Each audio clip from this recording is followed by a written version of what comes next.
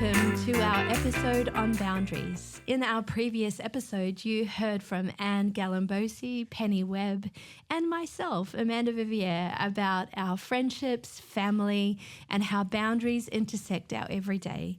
The opportunity for us to find a space between one another and to set some really good conversations to be able to help those, especially those that might be going through hard or difficult times, but also when seasons change in friendships, to find ways to be able to lean into one another's story. Today, we're just going to take some time with my friends. We have Kelley Chisholm. Hello. She is here on her way to Africa very soon. And we have Penny. Kelley has blown into the room. Have I? Well, you look a little, your hair looks a little bit like, windswept. It's a little bit Mary Poppins that's come down with the umbrella with her big bag of tricks. I reckon I am a bit of a Mary. She's got like a Nana rug over her shoulder. Can we not give everything away? I actually am supposed to be privately in a studio and I'm being fully exposed. I feel like if you could, you would have a water bottle and maybe some pajama pants on. Oh my good! I reckon next time we come in pajamas. Oh gee, how good would that be? Yeah, why not? Oh. Yeah. Okay. Okay. Okay, we're just supposed to be doing a little check-in. Sorry. Maybe the check-in is that you mean a catch-up? I see catch-up. I love it. Catching up with my good old friends. What's been happening, guys? How are we doing? How is life? Okay. You can chat in a comment below if you'll tell us a little bit where you're at. Have you? Yeah, I have. Cracker. I was actually sounds very Christmassy. To be not that kind of crackers. I was supposed to be in Africa about a month ago. Okay. Over a month ago. But unexpectedly, I had a very close family member pass away. It was my mum's only sister, and who had a great name, by the way. She was another Penny. She was another Penny. Was she Penelope or just Penny? She was Penelope. She was Penelope. Yeah, and she's beautiful. She was just fabulous. She was just absolutely fabulous. My that kind of generation before me, and the last member who I was really close to. And gosh, it feels like a transition of life, and now I am the oldest person at the family gatherings, and that's a very unusual place to be when, I've had my grandmothers and then my great aunts and then my mother and then my aunt, and it's like it's me. So it's a really... It's like it's an expected cycle, so it doesn't take you by surprise. But gosh, the emotional loss takes you a bit by surprise. Yes. What do you think? And recently, my uncle passed as well, and he was my dad's best friend. And so, going to his funeral, it was at a bowls club, and it was overflowing. Like I just couldn't describe how many people there were to celebrate my Uncle Jim. And his name was James, but everyone called him Jim. And he was the head of the Powell family. And it's been a really unusual season for us to be able to really, it brings up those emotions from when my dad passed so suddenly and the impact of those. And it's that season of our life, isn't it, where we lean into that. I tell you what, you just find, like my aunt, she was 83, but she was still teaching music every night, like 10 hours a week. A fantastic music teacher. And, 300-400 people turned up at her funeral. And I don't say that about the numbers. I say that about a woman who was still living. Yes. Very much living. Like she had friends who she'd met the last year, as well as friends. Her oldest friend there she met at high school, and they'd known each other 70 years. Wow. And she's still one of her closest friends. So I thought, boy, what a beautiful life that all those people want to be there and celebrate you, and just some very funny. She was so funny. Really? So oh my goodness, a couple of stories. It was in a church, our thing, and a couple of stories were, oh my goodness. The pastor was not ready for your family. Yeah. And what about you, Penny? How are you doing? Because I'm sitting here and I'm thinking about the contrast. So the story is my stepfather passed, this last... How is this going? Couple of months ago now. And in contrast to your two stories where they were present, where there was many people there, still living, that is not my stepfather's story. He was a long way away. and just the decline and the reduction of Yes, life. his shrinking of his world. Yeah, the wasn't shrinking it? of his world for lots of reasons, health reasons and everything else. But I was very grateful for him. I mean, he took me in when I was 2. I never, ever doubted his love for me. What a gorgeous thing. Never doubted it. You know, he wasn't this overly affectionate person, but I knew he loved me. He was incredibly generous, and he took me in as his own. And he already had two children. And yeah, I always think about what did he give to me. love in that unusual way, Yeah, didn't he did. He was gorgeous. He was Yeah. what I call a gorgeous, kind, generous man. And I think about what he gave me. He gave me my work ethic. I think he was a hard worker. He was a creative worker. And he left all of us kids a gold sovereign. Oh. I know, which is a very English thing to do, and a lot of people actually, you know, make it into jewellery and everything else. So we've all got this little gold sovereign, you know, which is a coin. Yeah, very sweet. Yeah. What does it look like? Is it like a little it's 20-cent a piece? coin. Or- Yeah, it's a coin. And yeah. it's made from real gold. Yeah.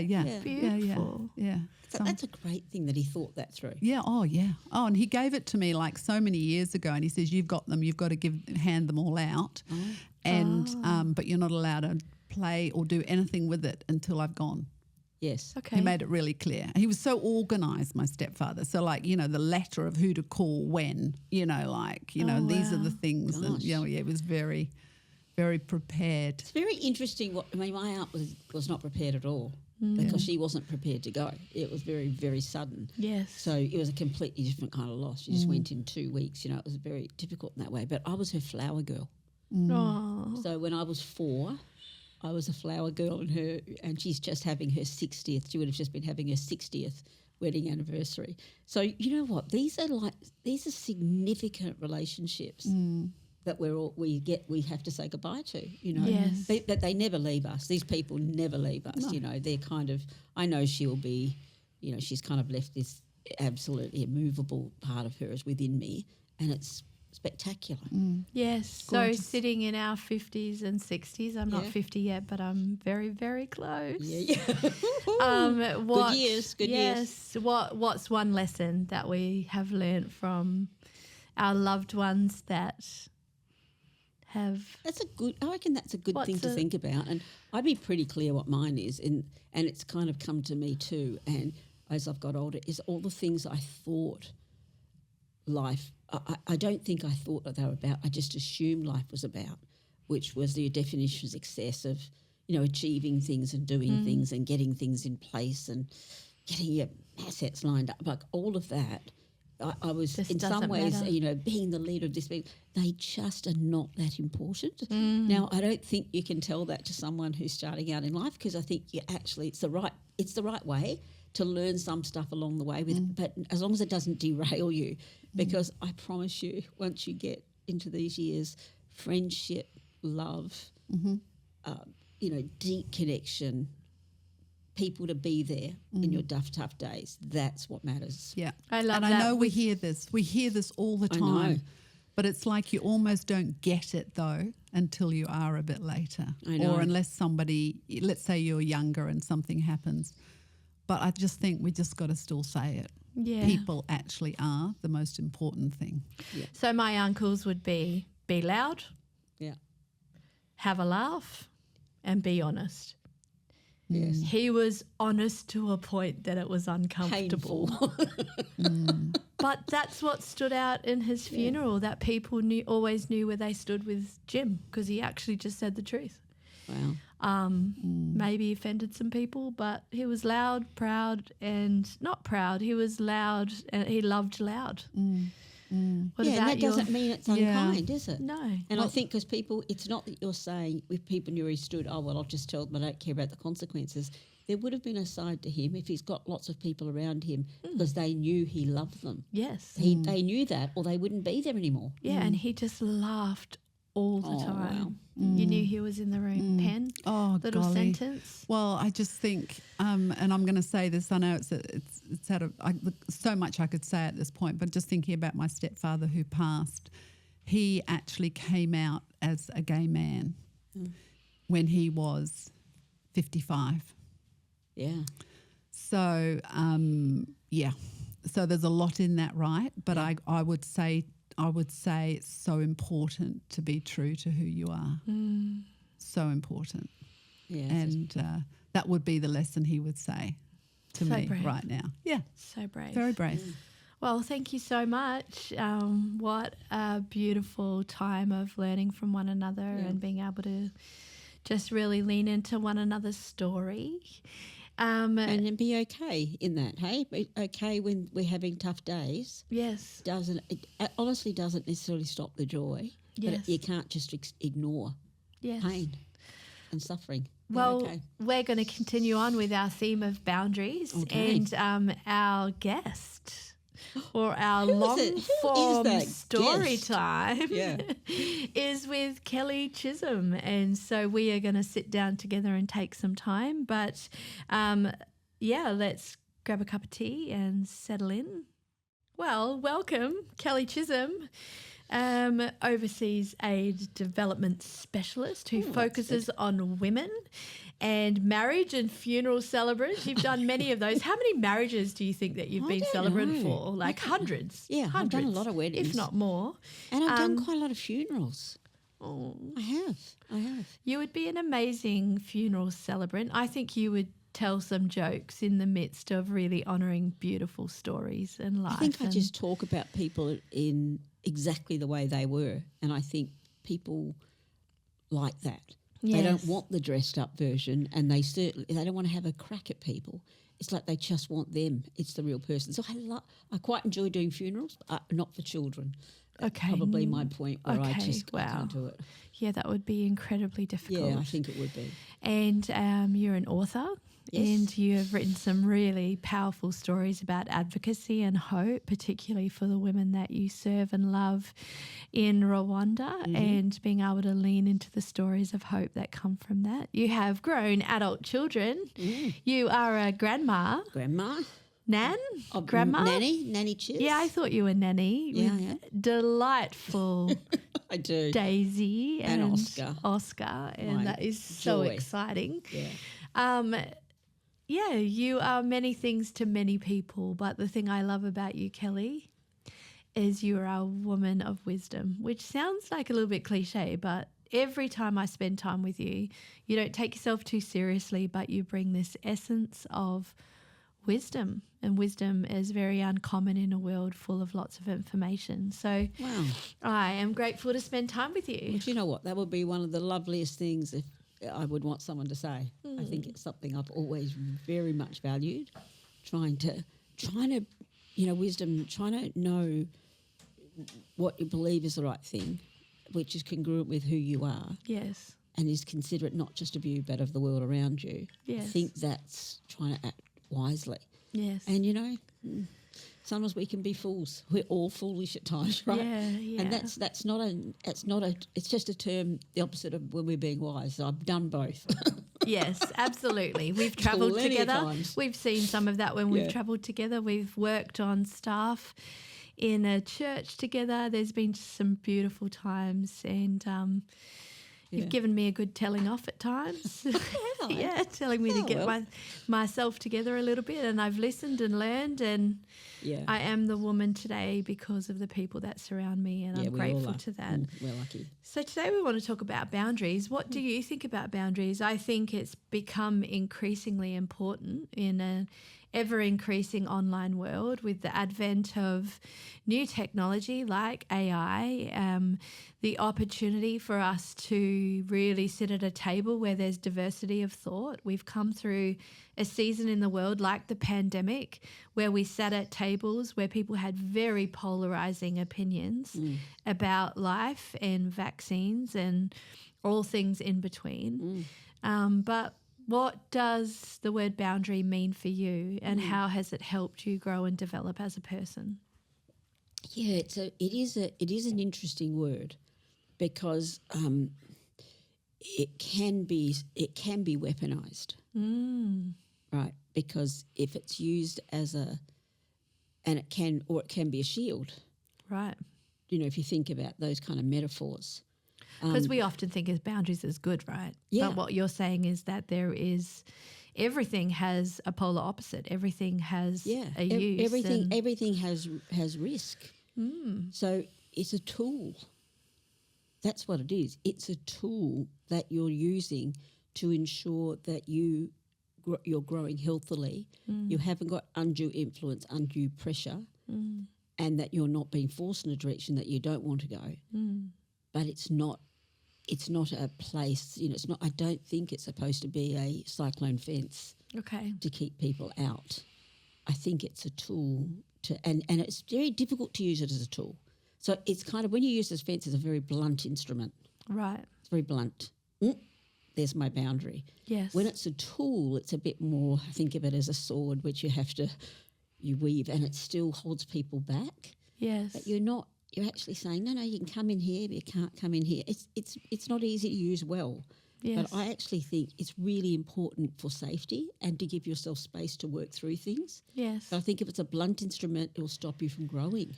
I love that. In our previous episode, Anne Galambosi spoke about the space between us and the softening of the edges between one another, and having the capacity to communicate that boundary, but at the same time being aware of where someone starts and another person stops, and we each have really different extensions between one another and experiences that have impacted that. And also you change as a person. So if you make it too rigid, right, you can almost back yourself into a corner. I mean, I watch my kids do that. Right. They set up a boundary, but they've backed themselves into a corner because they say, and it's hard to get out. Well, it's almost like friends. No one ever calls me, so I'm not calling them. Like firm. And then suddenly I feel so isolated and lonely. Or I will, you can't come to my house. If you come to my house without, announcing it in this way, then, you've crossed my boundary. And I'm like, I understand we do need to, I think Anne in the last season did that one, or that last session, about, you're a young mum and you've got a baby and you just say, hey, listen, please message before you come. It's really reasonable. That's just a tool that's very sensible for a young mum to use. But if your tool became, those kids grew up and the rule was no one can come over unless they've, unless you've kind of made these pre-arrangements, well, you'll lose something. Yes. You'll lose something. Yes, and there is so much isolation in our world than ever before. A lot of people are alone, and it's because we all get, I mean, I don't know if you feel it, but I feel it. Sometimes I'm really unsure about whether I should, I'm in the neighbourhood, and there's actually a really great comedian who does this great kind of take of back in the 80s, which was so true, if a visitor arrived, it was like the guest was the most important person in the house. And he has this great, kind of perspective where, the visitor would hear a knock at the door, all the kids would slide up to the door on their socks, that kind of like, there's a guest. Everyone's, who's the guest? You know what I mean? Mum's got the special and they're cake. throwing the towels in the laundry press. And clean up, just give ourselves a couple of minutes. The guest comes in, you sit at the table, the phone rings, which is not the mobile, it's the one on the wall, and Dad says, don't touch it, we've got a guest. You remember those days, right? And and then when the guest left, you said... And you got a Viennetta. Oh, yeah. Dessert. It was like very special. Oh, yeah, that's true. And something like so magical. There was something so magical because you'd all sit around that table and that guest was for everyone in their own way, and you learned a lot listening. And he just kind of did the contrast, and, now someone pulls up. If someone pulls up on the driveway, the dad hides. Says, shh, quiet. Everyone drops to the ground, grandma's crawling, doing the Gestapo, whatever is crawling. What is Gestapo? What's it called? Anyway, the army crawl across the floor, and you're all waiting. Who's arranged? So all I'm saying is... We become so suspicious, haven't we, as a society? And that's a cultural shift, isn't it? That's we've not lost just a the art of shift. hospitality. Yeah. And I think that is that online versus in-person world. But I think that in-person connection is coming back because we so desperately know that although it's convenient to Uber Eats and to be very casual about our life and sit and stream our shows on at home streaming, you lose this. You lose the conversation. Yeah. Like the whole heart behind, like we were one of the co-founders of Kinwomen, and the heart behind it was actually to stay connected. Yeah, it was. And to transition through seasons. And we knew that our world was changing, and it was an opportunity to be able to be really intentional with the way that we spent time in person with one another. And so it's a gift. But isn't it quite reasonable for someone to say, hey, listen, because of my busy life, and I think, can you just give me a heads up if you're going to drop around? First of all, I might not be there, but secondly, I can just feel a bit more. It's not like you have to, you know, I grew up in a home that was open house. Yes, so did I. Right. Good things and bad things about that. Yes, I agree. So let's not say everything back then was fabulous, because there were some elements that were, you know, someone would just appear at the back door and you'd be like, what's happening? But so it's not like you have to choose one or the other. But you need to be intentional around connection. Around it. And that's what we've been really doing. We actually moved house recently. Moving house is not fun. But there were two things that we wanted. I read a really beautiful article about teenagers, and the article was by Maggie, the lovely Maggie Dent. Oh, yes. Oh, yeah. And the article talked about that every teenager in a neighbourhood needs a lighthouse. And so my husband and I decided that we want our house to be a lighthouse where as teenagers traverse that time of teenagehood where they're really finding their voice and finding who they are, that they have a house that they can come to. And the other thing that I wanted for our new house was that my friends could sit on my couch, because the last 5 years have actually been a lot of grief and a lot of loss for our family. And I just haven't gathered with people as much as I used to. I think the pandemic kind of did that a little bit. Yeah. But that return to couch together, sitting and hanging out.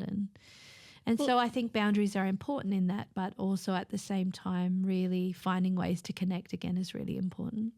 Well, and if we go back to where we started on that, so if we think of them as a tool. Yes. They're like, you want to get your tools honed. Yes. Like you want effective, great working tools that sometimes need to be sharpened, the whole thing. But I just kind of think it's the intent of the tool. So for me, I just wrote down, are we using these tools to expand our capacity? Yep. Or are we escaping the discomfort that it takes to sometimes build it? Right. It's that whole premise of Kinwomen, of starting conversations that matter. Start conversation. Let's go into areas that we don't know. I heard this really great, I heard this guy the other day. I was on a podcast, I think it was, and he was talking about relationships. Yes. This is and this is where I think another tool, as well as boundaries, which maybe sits really close to it, is the tool of personal self-knowledge and personal standards. Self-awareness, yeah. That's a tool, right? To understand yourself and to understand the standards you want. And I think that's the one, the reason you put boundaries there is so you can do that. Yes. You know, you go, actually, I've got to know who I am, what I want, and what standards do I expect. Then I can let down the boundary because now I'm a lot clearer about it. Yeah. Right. And it's easy to be clearer when we've spent time really digging and searching and not navel gazing, but, you know, that's why every year I produce journaling books that help people to discover their story and to be able to really understand the lessons from the season, because that helps you to understand yourself and the standards that you've set. What do you want? Even about your home. Oh, no, what do I really think about that? I don't really think, I don't want anybody to turn up at my house. I just really want people to understand at dinner, whatever, this is a limited time I have and we do this. Like, it's just being clear who you are. So anyway, this guy said this one about standards, which I loved, right? And he said he was a psychologist, and he said he was from the UK and he moved to the US for work, and he had a girlfriend. Okay. And he said we were pretty serious, and then when I moved to the US, I just moved for a period of time, but he said when I moved I could feel the relationship waning. Okay. Right? And he said, and as the relationship's waning, he's like, I thought we'd be together and I don't quite understand this. And he said, but about 3 or 4 months later, I sent her a text, and I said, I miss you. He said, I didn't hear back from her that day. But the next day I had a message from her, and it said, he said it was a kind message. Okay. It was kind. But in this message she says, I'm confused by this statement because we've been drifting apart. Yeah. And I have felt that. for the last 3 or 4 months since you've been gone, and I am unsure whether this statement, rightly or wrongly," she put in brackets, "I think this statement is more about you wanting to be noticed by me than it is about what's between us." Wow. And he said it was kind though. And he said, I kind of thought, you know what she was saying? It wasn't a tactic. No. It She was being standard. honest. She knew what she wanted, what her standard was, and she went, "I can't accept that. Wow. And I'm not mad at you." But and he said, "I married that girl." Wow. And it's about softness, isn't it, as Yeah. well? Like, I think sometime, like, where we started around boundaries is when there's this really hard, immovable boundary. Yes. It becomes like a wall between us. Yes. But how do you create a patch of grass that you can walk between where you know Just that honest. they're a bit different?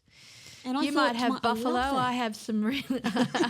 I'm not sure what our grass is at the new I've got house. a really Let me great be lawn, honest. so tell you the Yeah, truth. we do not. We are definitely learning about. We've never had a lawn before, Kelley, Oh, ever. So my gosh. kids are mowing the lawn now. It's beautiful. I sit that's upstairs, hilarious. look down, and I'm like, I have the Australian dream. My kids are mowing the lawn. It's a beautiful thing, especially teenagers, because when they annoy you, it's like, go mow the lawn. Go mow the lawn. That's your on. Yeah, there you But go. yeah, Even my daughter, it's I beautiful. pay. Well, I'm in a different season. Oh, you are in a very different season to me, let me tell you. Okay, I am very excited about your next few months, and I'd love to focus in on the beautiful adventures that you're about to go on together. Oh, I just said together. We're not doing it together. I think No? in my mind, I think I am. But Well, who knows? I'll definitely will put up some stuff about what's happening while I'm away. yes, So it we really can is. we can go on that journey together. But tell us what you're about to do, and how do you have some boundaries around traveling into dangerous places? Look, honestly, I am very both pragmatic and sensible. Yes. So I'm not kind of one of those people who floats in. I'm organised and thoughtful, and I don't want to do anything that's precarious. At the same time, I'm not fearful at all. So I actually love it. I love every single day of it. And perhaps some of the things. I mean, I think if about one word, let's just say, and people use the word culture Yes. to say, really, that's a social boundary, right? Right. It's culture. So you can't do this. And it's really interesting when you go into a culture which is completely different. And I'm trying to do what the West does, which is, what's the culture and what should I do? And I had this fantastic Rwandan, very good friend of mine who runs an organisation over there. And I once said to him something, and I said, "Oh, well, that's culture." And he looked at me straight and said, "But Kelley, culture's not always right." Yes. And it was a really beautiful. I said, "Okay, tell me more." And he explained, he said, culture has been set up to give certain groups power. Yes. Culture is set up to protect people from things they don't want to do, or protect them from other people. And sometimes culture is plain wrong. It puts responsibility onto other people rather than yourself. Yes. And it was a really great conversation. So when I go in now into countries, I often say, okay, I want to understand culture. There's actually some really great websites around things like that. I encourage people to do that, especially if Beautiful. you're going to the developing Around world. research and learning. Yeah, so about culture. tell our listeners what you're doing this weekend. You're off on another plane. You travel a fly. lot for work. I do travel a lot. You are in that stage of life where there's a lot more permission around it. But I've known you for 25, 30 years. You've always had a sense of justice and fighting particularly for women to have rights, to be able to really speak up and to be able to live in fairness and equality. Yeah, really. I'm very passionate. Honestly, I'm very passionate, especially for women in the developing world. Yes. Because women in the developing world, and would be, in the hierarchy, it would be men, children, animals, and women. Yes. In many places. And I actually can't live with that personally. Me either. So I can't change everything, but I can do my bit. I can make it better. Yeah. And so one thing I've developed is this approach which actually helps women into micro businesses. Yes. It's not to give women all the responsibility, which is kind of the other flip side. Oh, well, then they'll do everything, carry all the burden. And I'm like, no. It completely changes the dynamics. Yes. Right. So one thing that really drastically reduces is domestic violence, Yes. because it's the woman now suddenly has a voice. Yes. a lot of and has means. And she has means, she has voice, she has respect from the community. She has other people who actually see her as valuable. Yes. I love one woman when I said to her, you have your business, what's the biggest difference? And she said, my children ask my opinion. Wow. Just think that. My children asked my opinion. And when I dug into it with her, she said, before they didn't ask my opinion. I had no standing. And now they come and they know, I run this small business. I'm good with money. I'm respected in the community. I do lots of the trainings and the health. And these are the poorest women who before were living out in the banana plantations and, just in a field. They weren't even allowed to live in the home, and now they're the ones building the home. Yes. And owning a home and sending their own children to school. And I know that when you help a woman, you don't just help her. She will give, the rate says that she'll share 80% of what she has. Yes, the research is astounding. When a woman is given money or she has found ways to be able to provide for her family, the village will grow. The whole village. And I watch the women and who I've worked with. And unfortunately there is an opposite of that as well. Yes, there is. There is. And men have a very different approach, especially we've got to think about culture. Yeah. And what the messaging has been. Yeah. So the way that it operates when the man is the primary person who's bringing income to home has a completely different feel about it and where the expenses go. So I love the fact that when you help a woman, she'll pay for her own children to go to school. She'll pay for private health cover. She'll make sure there's 3 nutritious meals on the table. She will be what we are to our children. So you're about to spend months in Rwanda and be able to really go in and out of different countries in Africa. They can be very unsafe and you are going into places that are very difficult. Often there is war. There is violence, particularly gender-based violence.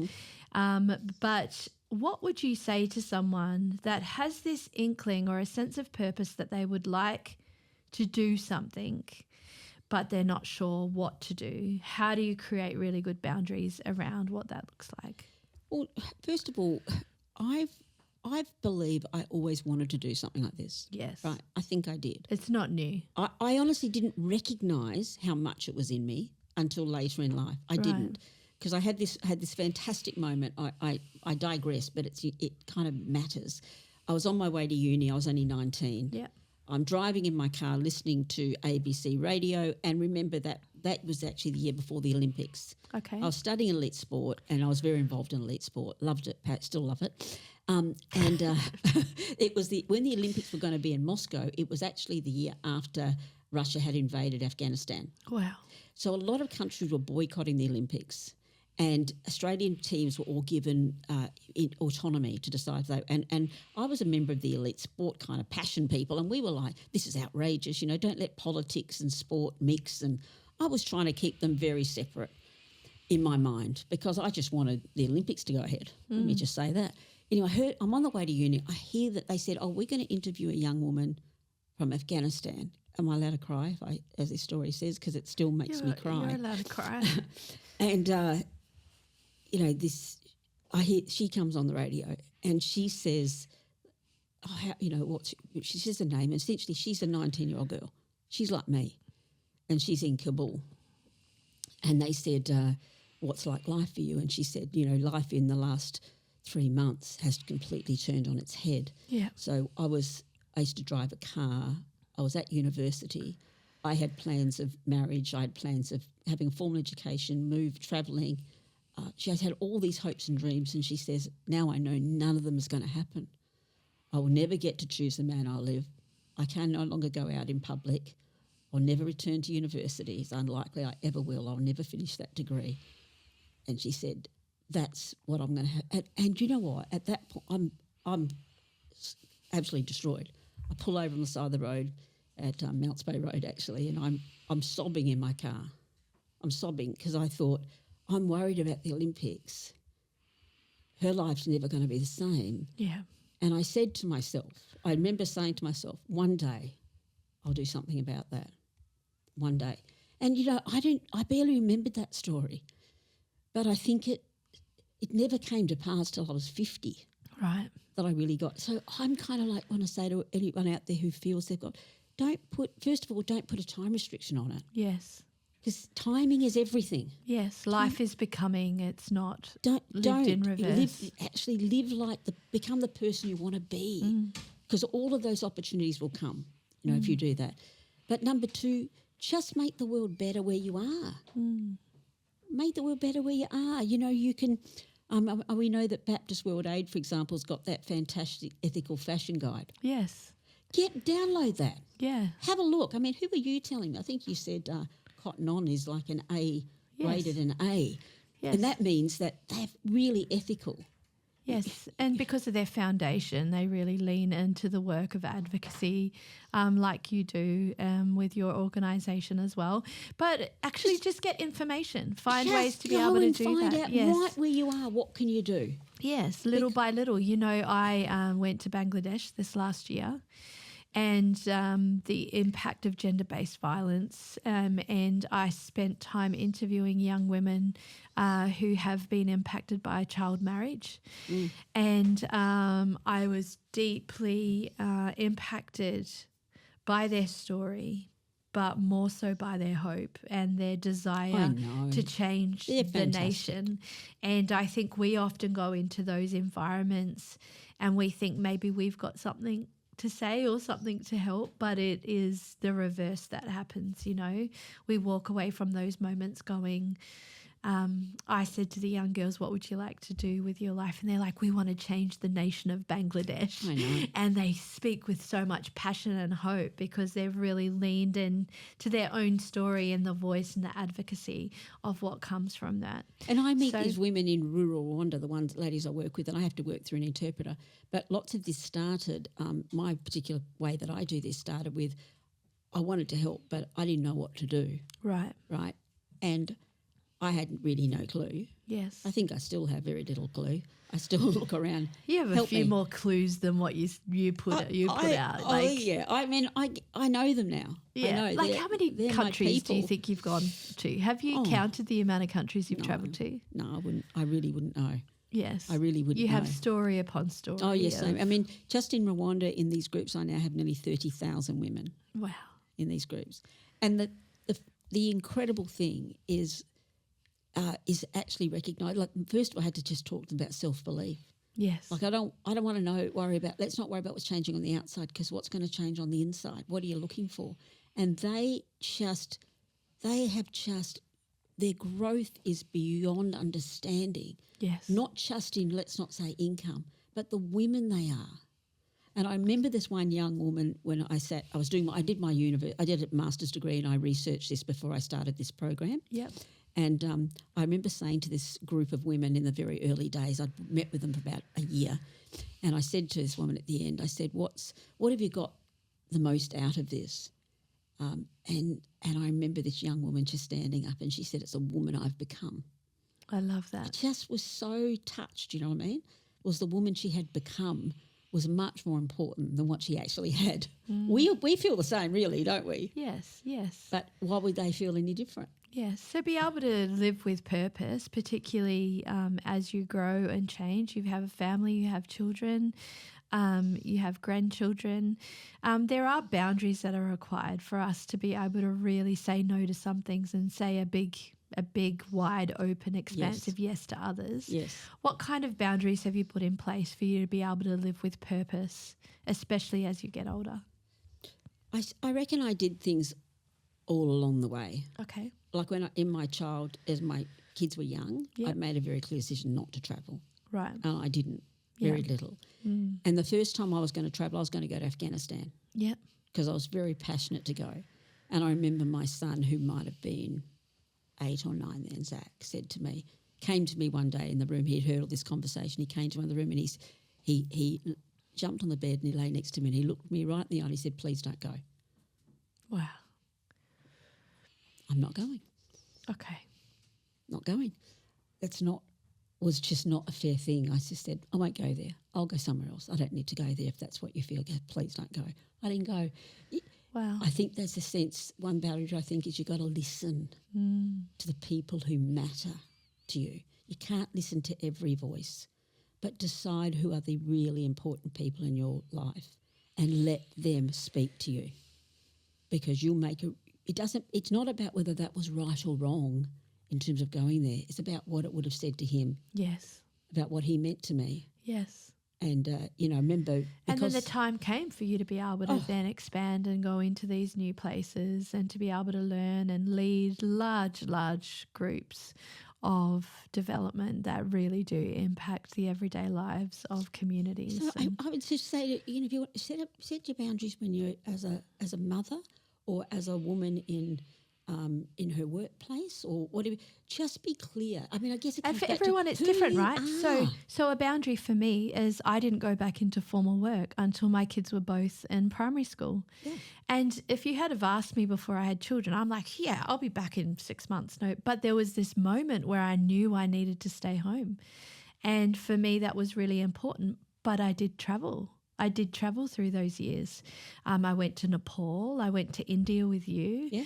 I travelled to Thailand. There were times when advocacy for me, it was actually quite a free season where, yes, I had these small children, but the way that my husband's work was, he had work rosters that meant that he was home and that we could really straddle that differently. So the boundaries were in play, both of us very different, Yes.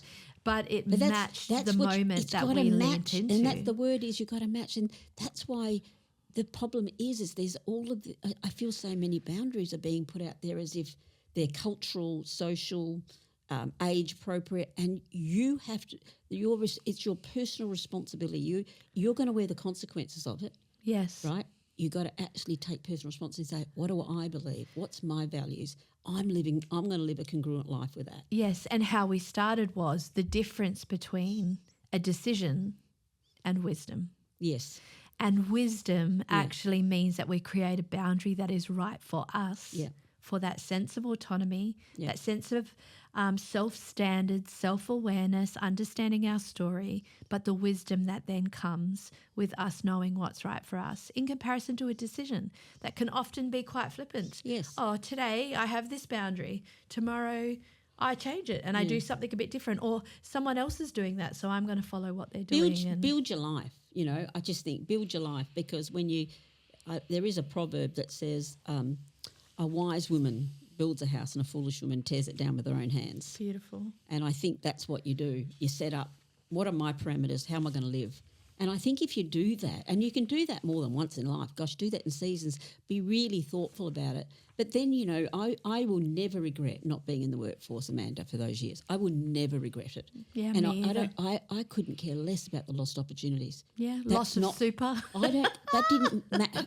I've had to address that. Like I've had to be on but again, I've been able to say there came a time where I went, I'm putting extra into it.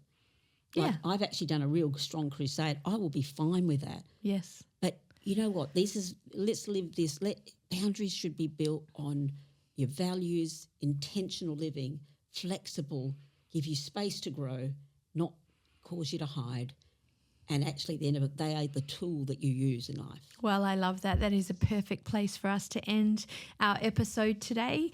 And if you follow along with Kinwomen, we would love you to go check out our website, www.kinwomen.com, or find us on any social media platform. But most importantly, share our episodes. We have many more to come and some really interesting guests that are coming in our next episode, which is on narcissism. Yeah, fantastic. Interesting. Boundaries and narcissism. But thank you very much for listening. So join us for more conversations. Follow us on our podcast and socials. I'd like to thank Mark Ralph, studio engineer from Elemental Sounds, Natalie Kellner, producer from Mindful Marketing. Until next time, you are our kin.